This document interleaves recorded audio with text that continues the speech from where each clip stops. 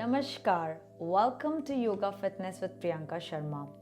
दोस्तों, आज का जो विषय है वो है थियोरी इंफॉर्मेशन। आज मैं देना चाहूँगी ऑन अष्टांग योग। अष्टांग क्या है? अष्ट means 8। So there are 8 limbs of yoga जो महर्षि पतंजलि ने बहुत ही सरल वे में उन्होंने दर्शाया है, उन्होंने एक्सप्लेन किया है। जो पहला हमारा मैंने ये ऑलरेडी बना के रखा है, ऑलरेडी लिख के रखा है। हमारे जो 8 लिम्स ऑफ योगा, ये बहुत ज़रूरी है अगर आप योग के विषय में, अगर आप और डीप और डेप्थ नॉलेज अगर ग्रहण करना चाहते हो तो ये आपको मालूम होना बहुत ज़रूरी है। फर्स्ट जो है वो है यम, फिर दूसरा जो है वो नियम, तीसरा आसन, फोर्थ इज प्राणायाम, पांचवा प्रत्याहार, 6 धारणा, 7 ध्यान और 8 इज समाधि। ऐसे हमारे 8 लिम्स बनते हैं, उसे अष्टांग योग बोलते हैं। अभी हम एक एक जो लिम्ब है उसके विषय में हम थोड़ा डेप्थ में जानेंगे। So my dear friends, Yoga is not only about asanas, about pranayam, but it is a holistic approach. So, in Ashtanga Yoga, as I told you, there are 8 limbs. In that, we will study about yam. Yam means how to live in society. There are 5 sub-points of yam. That is ahimsa, satya, asteya, brahmacharya and aparigraha. So ahimsa, what is ahimsa? हिंसा नहीं करना. That's very easy way to understand. How do we not hurt anyone through man vani vachan, like not to hurt anyone through mentally, physically or emotionally? So the best example if I tell you is not to hurt or not to kill animals. Okay, अगर आप उनको kill करते तो क्या होता है? That is हिंसा. So that's basically we should avoid. That's ahimsa. Second is satya. Satya means honesty, truthfulness. You should be always truth with yourself and with others if possible. Yeah. Third is asteya.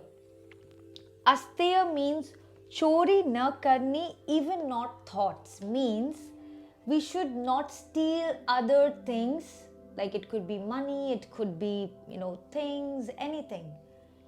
And not even thoughts means if we sometimes do that, like we take their thought idea, we take that and we apply it in our life, but we never give credit to that person. So that's what asteya means. So chori nahi karni. Also the asteya could be like in a corruption way, like nowadays there are a lot of corruption happening all around the world. So that's also somewhere in a chori, right? So we should avoid, as a yogi, if you really are into yoga, then you must avoid these things. Fourth is brahmacharya, how to have self-control. So काम वासना नहीं करना है या फिर control में करना है, और जितना हो सके हमारा पूरा ध्यान कहाँ पे लगाना है? ईश्वर के प्रति. So we are trying to connect with that divine force, divine energy, so it will help you in spiritual growth. So as I said, yoga is not only about physical, mental, but it's also about the spiritual growth. तो यहाँ पे आपका spiritual growth बढ़ता है. The fifth is aparigraha, not to gather things, unwanted things. Like for example, which are not important or which are not required, you should not gather and you should not keep it with yourself. It could be anything, it could be clothes, it could be like unwanted food, like wastage of food should not be done. So make sure that you avoid wasting food. Yeah, so that is a parigraha. So we are done with this 5 yamas. Now we move towards the second limb, that is niyam. So we start with the first, that is Sauch. Shauch means cleanliness, keeping your environment clean or cleaning yourself, that we do it every day in the morning or in the evening time. So that's cleanliness. Then second is santosh. Santosh means satisfaction. You should be satisfied for whatever you have it in your life. Yes? So we do not complain that, oh, I have small house, I have small car. So make sure as a yogi you should not compare, or you should not feel that I don't have this or I don't have that. Always be santosh or santusht. Then third is tap. Tap means efforts. Whatever effort you will put in, you will get back, right? So इसलिए हमें ये जो तप करना है वो हमें कैसे करना है? तप वो है विदाउट एक्सपेक्टेशन. अगर हम ये एक्सपेक्ट करेंगे, हाँ मैंने ये किया उसके बदले में मुझे ये मिलेगा, तो शायद आपका मन क्या हो जाएगा? विचलित हो जाएगा, या you will be in a stress.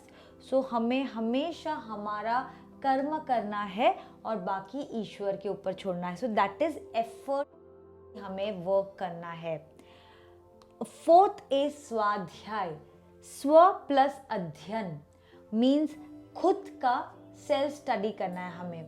So self study could be like reading books, और maybe you are researching, maybe you are gaining knowledge, internal knowledge, external knowledge, that is all self study.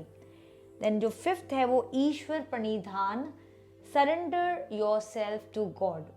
मतलब जो भी ईश्वर करेंगे वो अच्छा ही करेंगे, ये मान के अगर आप चलेंगे, या ये मान के अगर हम चलेंगे, तो क्या होता है? हमारा काम बहुत आसान हो जाता है. तो हमें हमारे हर कार्य में ईश्वर को याद करना है. सो दैट इज सरेंडर की भावना थ्रू टूवर्ड्स ईश्वर. सो ये हमारे 5 नियम है जो मैंने बहुत इजी वे में आपको समझाया है. The third limb of Ashtanga योग इज आसना. सो आसना में हमारा फर्स्ट पॉइंट जो है वो है स्थिर सुखम आसनम, मीनिंग स्थिरतापूर्वक सुखपूर्वक हमें पोस्चर्स या आसन को हमें करना है. Second point for asana is there are 84 lakhs of asanas in this universe, but we know only few of them. Third point for asana is that we should perform the asanas with full awareness, consciousness to avoid injury. इसलिए हमें आसनास करते वक्त under some guidance या under कोई teachers के under हमें आसनास start करना चाहिए.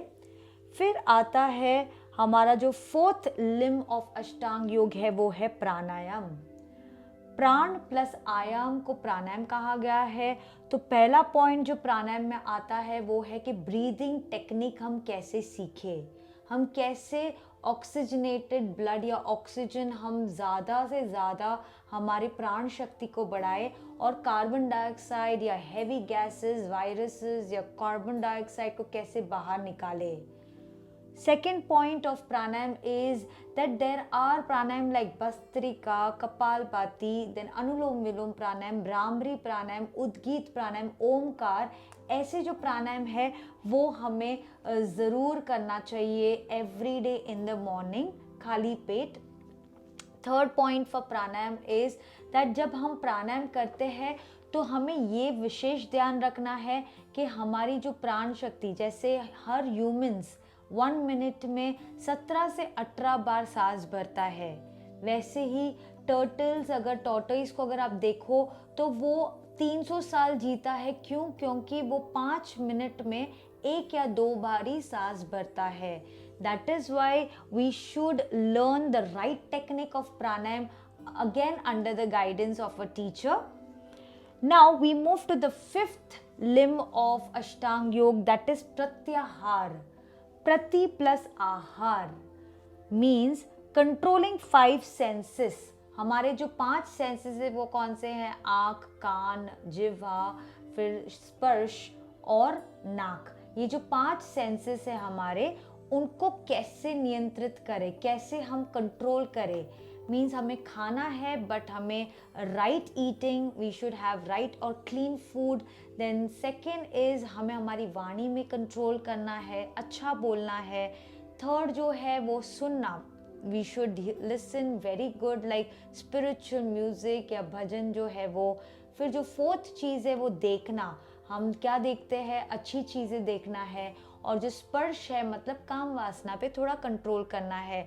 अगर हम हमारी लाइफ बहुत ही सिंपल वे में अगर जिए तो क्या होगा, हम ईश्वर की प्राप्ति कर सकते हैं। सो दैट इज प्रत्याहार। सो ये जो हमने 5 लिम्स जो पढ़े हैं अभी अष्टांग योग के, दीज आर बहिरंग मीन्स आउटर क्लेनलीनेस, हम बाहर की शुद्धि के लिए ये हमारे जो 5 मेजर पॉइंट्स थे ऑफ अष्टांग योग, ये बहिरंग में आते हैं।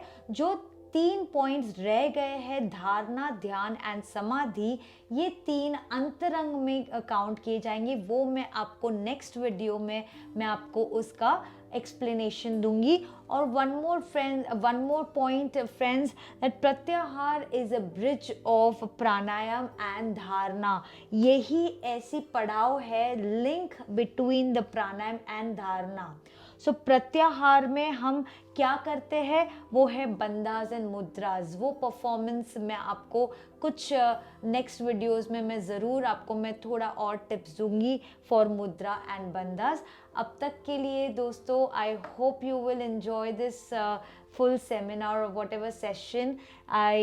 If you have any doubt in this 5 limbs of yoga, then definitely you can put up in comment box. Namaste and stay blessed.